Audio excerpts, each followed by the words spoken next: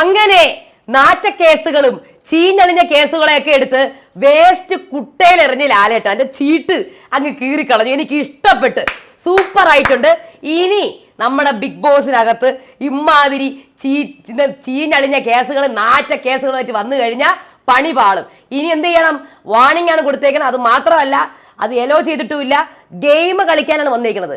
മര്യാദയ്ക്ക് നല്ല രീതിയിൽ നല്ല കണ്ടന്റുകളും കൊടുത്ത് ഗെയിമും കളിച്ച് എന്റർടൈൻമെന്റും കൊടുത്ത് നല്ല രീതിയിൽ കളിച്ച് മുന്നേറുന്നവർ ജയിക്കട്ടെ ഈ സീസൺ. അതാണ് ലാലേട്ടൻ പറഞ്ഞേക്കുന്നത്. എല്ലാ ചീഞ്ഞളിഞ്ഞ കേസുകളുടെ കാർഡുകളും കീറിക്കളിഞ്ഞുകൊണ്ട് ലാലേട്ടൻ എനിക്ക് ഒത്തിരി ഇഷ്ടപ്പെട്ടു.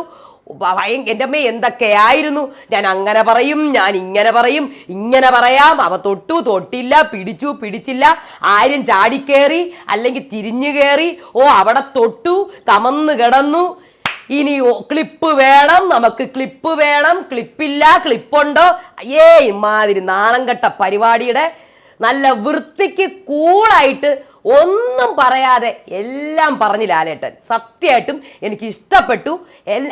പ്ലാച്ചി റീ എൻട്രി എന്റെ പ്ലിങ്കു വന്നിട്ടുണ്ട്. എല്ലാവർക്കും നമസ്കാരം. ഞാൻ നിങ്ങളുടെ സ്വന്തം രേവതി. വീഡിയോ ആദ്യമായിട്ട് കാണുന്ന ചാനൽ സബ്സ്ക്രൈബ് ചെയ്യണം, ലൈക്ക് ചെയ്യണം, കമന്റ് ചെയ്യണം. എനിക്ക് ഭയങ്കര സന്തോഷമായി. കാര്യം ഈ ഷാനവാസിന്റെയും ഈ ആര്യന്റെയൊക്കെ റെനയുടെയൊക്കെ കേസ് വന്ന് അന്ന് തന്നെ ലൈവിൽ ഞാൻ പറഞ്ഞിരുന്നു, ഇനി ഇതും കൂടെ ലാലേട്ടൻ്റെ എടുത്തുകൊണ്ട് വരാൻ ഒരു ഗതികേടുണ്ടാവുമല്ലോ എന്ന് ആ ക്ലിപ്പുമായിട്ട്. പക്ഷേ നന്നായി പോയി അതെടുക്കാത്തത്.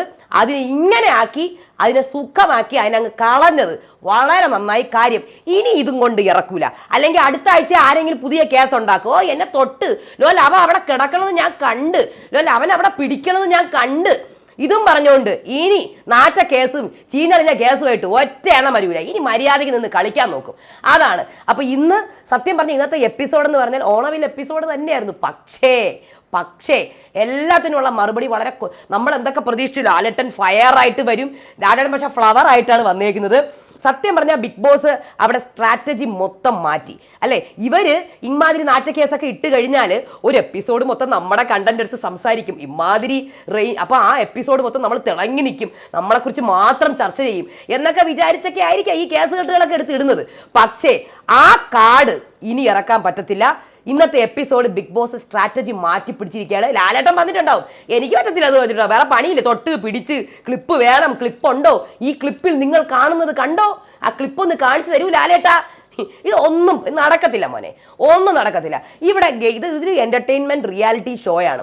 ഇതിനകത്ത് ആൺകുട്ടികളുണ്ട്, പെൺകുട്ടികളുണ്ട്, പല ജെൻഡറുണ്ട്, സെക്ഷുവാലിറ്റി ഉള്ളവരുണ്ട്. എല്ലാവരും സന്തോഷത്തോടെ ഒന്നിച്ച് എന്റർടൈൻ ചെയ്ത് നമ്മളെ എന്റർടൈൻ ചെയ്യിപ്പിച്ച് ഗെയിം കളിച്ച് രസിപ്പിച്ച് അവസാനിപ്പിക്കുക. ഇതാണ് ഈ ഗെയിമിന്റെ ഉദ്ദേശം. മനസ്സിലായില്ല? അല്ലാതെ വേറെ ഇവിടെ ആരോപണങ്ങളും നടത്തി ഇന്ന് ആരോപണം ഇത്, ഈ ആഴ്ച ലാലേട്ടൻ അതിന്റെ ക്ലിപ്പുമായിട്ട് വരും, അത് വേണ്ട, അത് നിർത്തിച്ചു. സന്തോഷം.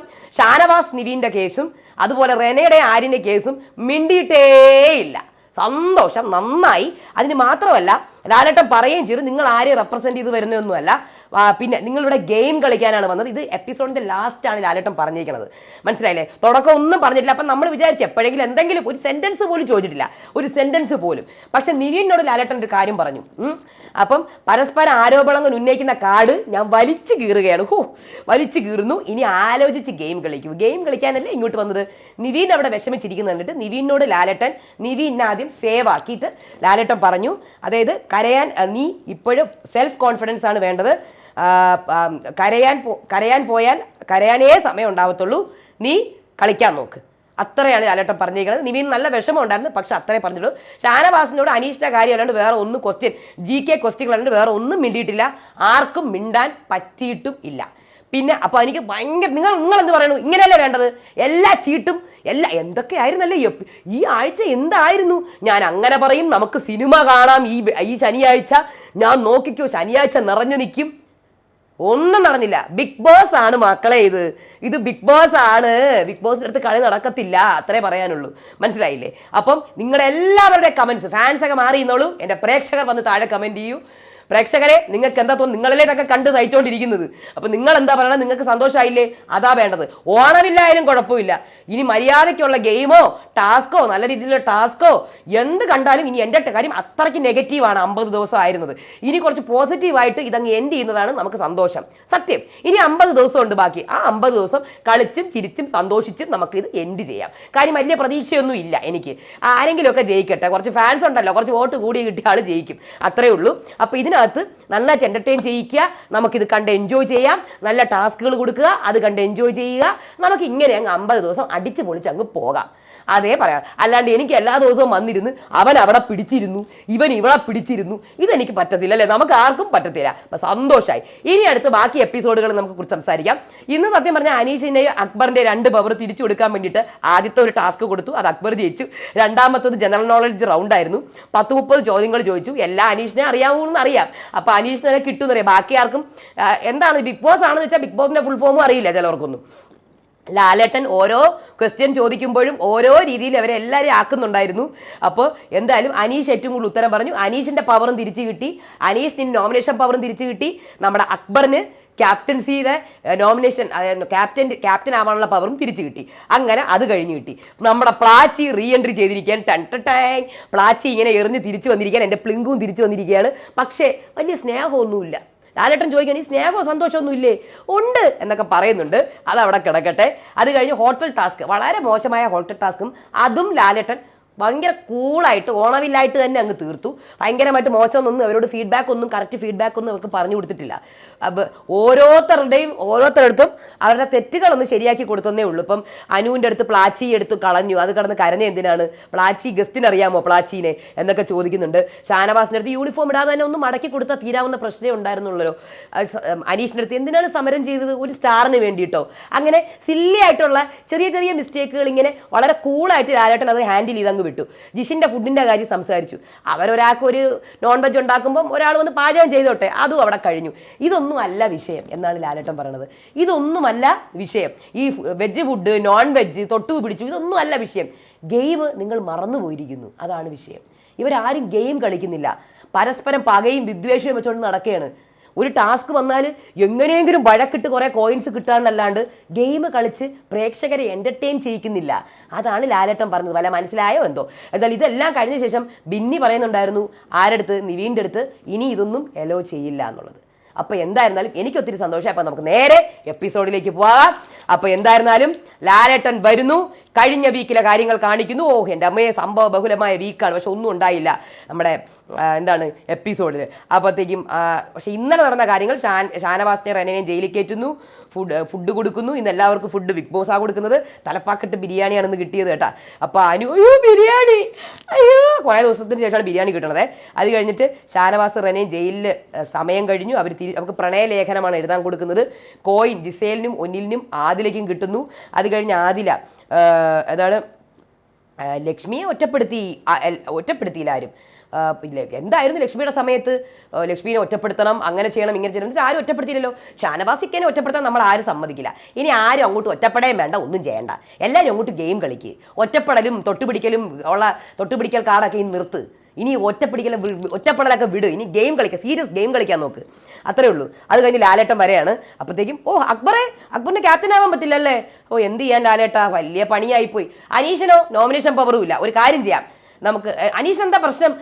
ലാലേട്ടാ എനിക്ക് പാർഷ്യാലിറ്റി കാണിച്ച് ഈ ലക്ഷ്മി അതിക്രൂരമായി എന്നോട് പെരുമാറി. ഓ ശരി, എന്നാലും പ്രയത്നിക്കാൻ തയ്യാറാണോ? എന്നാലും ഒരു ടാസ്ക് തരാം. ഒരു കാര്യം ചെയ്യൂ, ആക്ടിവിറ്റി ഏരിയയിലേക്ക് പോകൂ.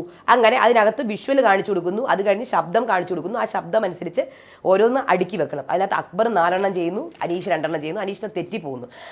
ലാലേട്ടൻ പറഞ്ഞു ഭയങ്കരമായി എല്ലാവരും ഭയങ്കര ചൂടായിട്ടിരിക്കുകയല്ലേ, അതൊക്കെ ഒന്ന് മാറ്റാം. ഭയങ്കര എല്ലാ തൊട്ടേന് പിടിക്കുന്നതിനൊക്കെ ദേഷ്യമല്ലേ, അതൊക്കെ ഒന്ന് മാറ്റിത്തരാം. കുറച്ച് കാര്യങ്ങളൊക്കെ ചോദിക്കാനുണ്ട് എനിക്ക്. അപ്പോൾ ഷാനവാസൊക്കെ റെഡി ആയിരിക്കണം. ഉത്തരങ്ങളൊക്കെ ഞാൻ സെറ്റാക്കി വെച്ചിട്ടുണ്ട്.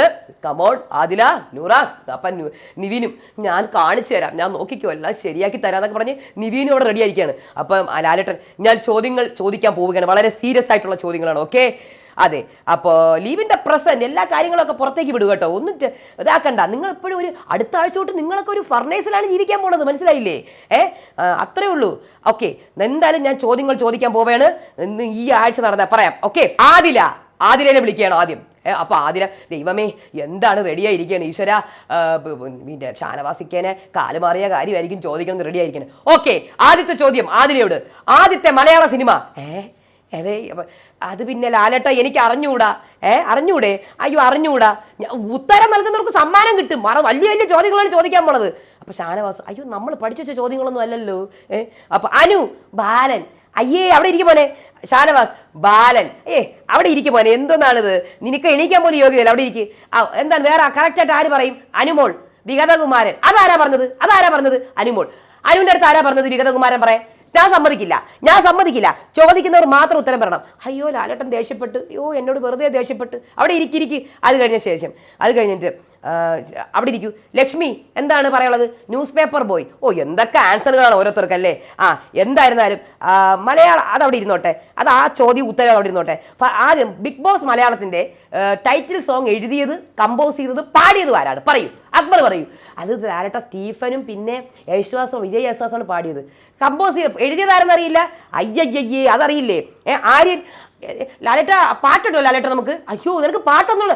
ലാലേട്ട പാട്ടുണ്ട്, ലല്ല അതാണ് ലാലേട്ട പാട്ട്. എനിക്ക് ഒന്നും അറിയില്ല ലാലേട്ട. ഞാനിവിടെ ഹ്യൂമാനിറ്റി മാത്രം ആക്കാൻ വേണ്ടി വന്നതാണ്. എനിക്ക് വേറൊന്നും അറിയില്ല ലാലേട്ട, വേറൊന്നും അറിയില്ല മോനെ. ഇതിന് പാട്ടുണ്ട്, ബിഗ് ബോസിന്റെ പാട്ട്. അങ്ങനെയൊക്കെ ഉണ്ട്. അറിയില്ല ലാലേട്ട, എനിക്ക് അറിയില്ല. 5 വർഷമായിട്ട് പ്രിപ്പയർ ചെയ്ത ആളെവിടെയാണ്? അനീഷ്. എനിക്ക് അറിയത്തില്ല ലാലേട്ട, വേറെ ഒരു കാര്യവും അറിയത്തില്ല. ഷാനവാസ് ഇതാണെന്നുള്ളത് മാത്രം എനിക്ക് അറിഞ്ഞാൽ മതി. ഒന്ന് പറയൂ ലാലേട്ട. അറിയത്തില്ല മോൻ, അറിയില്ല. ആരാണ്? പറയൂ. ആരാണ്? പറഞ്ഞോളൂ. സന്തോഷ് വർമ്മയാണ്. ആര്യൻ. അറിയാം. നിനക്ക് ഇപ്പം അറിയാമോ ആര്യൻ? ലാലേട്ട എൻ്റെ വിജയശാസൊക്കെ ഫ്രണ്ടാണ് ലാലേട്ട. എന്നിട്ട് നിനക്ക് ഇതൊന്നും അറിഞ്ഞൂടെ? അയ്യയ്യേ ഇതൊക്കെ വീട്ടിൽ വെച്ചാൽ മതി മോനെ. നിന്റെ പരിപാടിയൊക്കെ വീട്ടിൽ വെച്ചാൽ മതി കേട്ടാ. എല്ല് പോയാൽ കുഴപ്പമായ അപ്പം ഏതാണ്? പറഞ്ഞേ. അപ്പം ഷാനവാസ് എനിക്കറിയാ. ജിസേൽ പാലപ്പം. അയ്യയ്യേ ഷാനവാസ് കുഴലപ്പം. അത് തന്നെ അവിടെ ഇരുന്നു. അത് കഴിഞ്ഞ ശേഷം നീളം കൂടിയ നദി ഏതാണ് അനീഷേ? പെരിയാർ. ഓക്കെ, എത്ര നദികളുണ്ട് അനീഷേ? 44. അതും വളരെ കറക്റ്റ്. PSC ഒക്കെ എഴുതിയിട്ടുണ്ട് 4 പ്രാവശ്യം. ശരി. അപ്പൊ സാബു മരിക്കാതിരിക്കാൻ എന്താ ചെയ്യേണ്ടത്? ചിരിക്കണം ലാലേട്ട എന്നെ പോലെ. അയ്യോ അതല്ല മോനെ. റെന ജീവിക്കാതിരിക്കണം ലാലേട്ട. ജനിക്കാതിരിക്കണം ലാലേട്ട. അത് കൊള്ളാം. അത് കഴിഞ്ഞ ശേഷം ശരി. ഇനി അടുത്തത് നമ്മുടെ ആർമി ഒഴിവാക്കിയ രാജ്യം ഏതാണ് മോനെ ഉനിൽ? അത് സ്വിറ്റ്സർലൻഡ് ലാലേട്ട. സ്വിറ്റ്സർലൻഡ്. അയ്യോ സ്വിറ്റ്സർലൻഡ് അല്ല മോനെ, കോസ്റ്റോറിക്കയാണ്. ശരി. അത് കഴിഞ്ഞ് നിവീൻ എന്ത് പറ്റി മോനെ? സ്വന്തമാണെങ്കിലും മറ്റുള്ളവർ ഏറ്റവും കൂടുതൽ ഉപയോഗിക്കുന്നത് എന്താണ് ലാലേട്ട? എന്താണ് മോനെ? അപ്പോഴത്തേക്ക് ലാലേട്ട അത് പേര്. കറക്റ്റ്. കേരളത്തിലെ ഏറ്റവും വലിയ ശുദ്ധജല തടാകം എവിടെയാണ് ബിന്നി? എവിടെയാണ്? അപ്പം അത് പിന്നെ ലാലേട്ട അത് പിന്നെ നദിയാണോ തടാകമാണോ? അഭി പറയൂ. അത് പിന്നെ ശാസ്താംകോട്ട. ശാസ്താംകോട്ടയിൽ ഏറ്റവും കൂടുതൽ കണ്ടുവരുന്നത് എന്താണ്? അത് പിന്നെ അത് കശുവണ്ടി. അല്ലല്ല, കുരങ്ങന്മാർ എവിടെ ഉണ്ടോ? ഉണ്ട് മോനെ. നീ ഇങ്ങോട്ട് വന്നപ്പോൾ അതൊക്കെ കുറഞ്ഞു. ലാലേട്ട എന്നെ കള്ളം പഠിപ്പിക്കാതെ. കിങ് ഓഫ് ക്ലേ ആരാണ്? അനീഷ്. അത് റാഫേൽ. റാഫേൽ അവിടെ ഇരുന്നോളൂ. കേരളത്തിലെ റെയിൽവേ ഇല്ലാത്ത നാട് ഏതാണ്? സംസ്ഥാനം പറഞ്ഞോളൂ. ആദില. അയ്യോ എനിക്ക് ആകെ കൂടെ അറിയാവുന്നത് വയനാട് മാത്രമേ ഉള്ളൂ. ഇടുക്കിയും കൂടെ ഉണ്ട്. എന്നാൽ അവിടെ ഇരുന്നോളൂ. അത് കഴിഞ്ഞ് ആൽഫബറ്റിൽ നമുക്ക് നിൽക്കാൻ പറ്റിയ ആൽഫബറ്റ് ഏതാണ്? ജിസേൽ. ജിസേലിന് എല്ലാത്തിനും കൈവക്കലാണല്ലോ. ലാലേട്ട വൈ. എന്നോട് ചോദിച്ചാണോ വൈ എന്ന്? അല്ല. അപ്പം അനു. അല്ല ക്യൂ. അവിടെ ഇരിക്കും മോളെ. അനുവിനെല്ലാം അറിയാം. അവിടെ ഇരിക്കും. ഓക്കെ. അപ്പൊ ഫിഷ് ടാങ്കിലെ മീനൊക്കെ ചത്തുപോയി. എന്താണ് കാരണം? പറഞ്ഞോളൂ. ചത്തുപോയി. അപ്പൊ മീൻ കൂടി. എന്താ പറ്റിയത്? എന്താണ് ജിസേൽ എപ്പോഴും കൈ പൊക്കുന്നത്? കയ്യിൽ നീളമുള്ളതുണ്ടോ? ലാലേട്ട എനിക്ക് അറിയാം. ഒരു ഫിഷ് മരിച്ചപ്പോൾ ഫുൾ കരഞ്ഞപ്പോൾ വെള്ളം കൂരി, അങ്ങനെ മീൻ വന്നു. ചങ്ക് പൊട്ടിയോ? കറക്റ്റ്. വരയാടുകളെ സംരക്ഷിക്കുന്ന പ്രദേശം ഏതാണെന്ന് പറയാൻ പറ്റുമോ? ലാലേട്ട എനിക്കറിയാം. ഞാൻ 4-5 PSC. പറഞ്ഞോളൂ അനീഷേ. നിനക്ക് തന്നെയാണ്, അല്ലെങ്കിൽ നിനക്ക് ക്യാപ്റ്റൻസി തരാൻ വേണ്ടി നമ്മൾ കാത്തിരിക്കുകയാണ്. പറഞ്ഞോളൂ. Captaincy nomination power. ലാലേട്ട അത് ഇരവികുളം. കറക്റ്റ്. ഓക്കെ, കണ്ടോ അനീഷിന് എല്ലാ ഉത്തരവും അറിയാം. മിക്കവാറും ഇവൻ തന്നെ എല്ലാം കൊണ്ടുപോകും, അടിച്ചു മാറ്റിയല്ല. നോക്കിയോ, 3 ഹൃദയമുള്ള ഡോക്ടർ ആരാണ്? ബിന്നി. മൃഗം. ബിന്നിയല്ല. ആരാണ് ബിന്നി? അത് പിന്നെ ലാലേട്ട ഞാൻ മറ്റേ മനുഷ്യരുടെ ഡോക്ടറാണ്. അപ്പൊ മൃഗത്തിന്റെ അല്ല. തിമിങ്ങലായിരിക്കുമോ? വലിയ ശരീരം ആയതുകൊണ്ട് പറഞ്ഞായിരിക്കും. പറയൂ സാബുമോൻ പറയൂ. ലാലേട്ട ആർക്കും അറിയാത്ത ഉത്തരം എനിക്കറിയാം. ഒക്ടോപ്പസ്. മോനെ നിനക്ക് ഇത്ര അറിവുണ്ടായിരുന്നു. ഭയങ്കര തന്നെ. താജ്മഹൽ നിർമ്മിച്ച ആരാന്ന് പറ മോനെ? അത് പിന്നെ ലാലേട്ട അത് ഷാജഹാനായിരിക്കും. അല്ലെങ്കിൽ വേണം നമുക്ക് മുംതാസ് മഹലാക്കിയാലോ? മുംതാസ് മഹലോ? എന്താണ് പറയുന്നത്? ജിസേൽ അവിടെ എപ്പോഴും കൈപൊക്കാണ്. എനിക്കറിയാം ലാലേട്ട, എന്താണ് അത് അവിടുത്തെ ലേബറേഴ്സ് ആണ് ഉണ്ടാക്കിയത്. ഓ മിടുക്കി മിടുക്കി മിടുക്കി. ഓ അങ്ങനെ 2020 IPL നേടിയത് ആരാണ് പറഞ്ഞു ജിഷിൻ? അത് പിന്നെ അത് royal Challengers. Very good very good. ആരും ആഗ്രഹിക്കാത്ത ജയം എന്താണ് അക്ബർ? പരാജയം ലാലേട്ട. ഓ സൂപ്പർ. തൃശ്ശൂർ നഗരത്തിലെ ശില്പി ആരാണ്? പറയൂ, നിവീൻ പറയൂ. അത് പിന്നെ ലാലേട്ട. ആകെ കൂടെ എന്നോട് ചോദിക്കുന്ന ചോദ്യങ്ങളൊക്കെ മറ്റതാവുന്നൊക്കെ വിചാരിച്ചുകൊണ്ടിരുന്ന് പിടിക്കാര്യങ്ങളൊക്കെ ചോദിക്കുന്നു. സോണിയാഗാന്ധി ലാലേട്ട. സോണിയാഗാന്ധി അത് മുപ്പത്തി പുള്ളി എപ്പോഴും അവിടെ വരുമല്ലോ, അതുകൊണ്ട് സോണിയാഗാന്ധി. അയ്യേ നൂറ പറയൂ. ലാലേട്ട ഒരു ഞാൻ പറയാം, ഒരു എഴുത്തച്ഛൻ. എൻ്റെ പൊന്നുമോളെ എഴുത്തച്ഛനാ. പറ അനീഷ് പറയൂ. ശക്തൻ തമ്പുരാൻ ലാലേട്ട. ഓ എൻ്റെ പൊന്നുമോനെ നീ നമ്മുടെ മാനം കാത്ത അവിടെ ഇരിക്കും. അത് കഴിഞ്ഞ് ബ്ലാക്ക് വിഡോ ആരാണ്? ജിസേൽ പറയൂ. ബ്ലാക്ക് വിഡോ ജിസേൽ എപ്പോഴും കൈ പൊക്കിക്കൊണ്ട് അവിടെ ഇരിക്കൂ. ആര്യം പറയൂ. ഞാൻ പൊക്കിയില്ല ലാലേട്ട, എനിക്കൊന്നും അറിയില്ല, ഞാൻ ഈ റൗണ്ടിൻ്റെ ഔട്ടാണ്. എനിക്ക് ആകെ അറിയാവുന്നത് ഹ്യൂമാനിറ്റിയാണ്. ഹ്യൂമാനിറ്റി വിഷയങ്ങളൊക്കെ ഞാൻ ചർച്ച ചെയ്യും. മോനെ നീ എന്തിനാണ് മോനെ വന്നത്? ബിന്നി പറയൂ. സ്പൈഡർ. കറക്റ്റ്. ഏറ്റവും കൂടുതൽ റോക്കറ്റ് വിക്ഷേപിക്കുന്ന ആരാണ്? പറഞ്ഞോളൂ. ഏത് മൃഗമാണ്? ഏത് മൃഗം? ഏത് ചെടിയാണ്? അപ്പൊ ജിഷിൻ തുമ്പ. ഡാഡി മമ്മി ആകുന്നത് എപ്പോഴാണ്? പിന്നെയും ജിസേൽ. എന്താണ് ജിസേൽ? അത് ഈജിപ്തിലാണ് ലാലേറ്റ. എന്തൊരു കറക്റ്റാണ്. എന്തായാലും പറക്കാൻ പറ്റാത്ത കിളി ആരാണ്? ഇക്കിളി. അത് സൂപ്പർ.